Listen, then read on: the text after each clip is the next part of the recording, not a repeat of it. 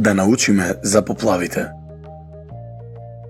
Поплава може да се случи кога врне. Реката може да биде премногу мала за да ја собере целата вода и настанува поплава. Водата покрива земја што претходно не била под вода и може да стигне и до нашите домови. Поплавите можат да оштетат куќи и носат предмети како што се дрвја, животни, а понекогаш дури и луѓе. Поплавите се многу опасни. Треба да почитуваме некои правила како да се однесуваме пред, во текот на и по поплавите. Следуваат совети за вашата и за безбедноста на вашето семејство.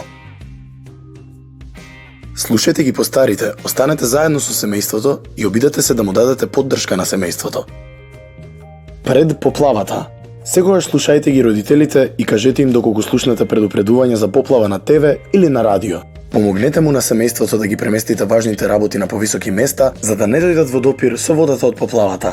Во текот на поплавата, заедно со семејството префрлете се на повисоки места, подалеку од водата. Не оддалечувајте се од семејството и побарајте помош доколку е потребно. Не допирајте ги електричните уреди кога наоколу има вода. По поплавата. Вратете се во домот со семејството само кога службените лица, полиција, пожарникари, ќе ни кажат дека е безбедно. Ова се важни телефонски броеви на кои вие и вашето семејство треба да се јавите во случај на поплава. Запомнете, поплавите може да се случат секому и може да имаат сериозни последици. Останете подалеку од поплавата и од водата што се движи. Останете суви.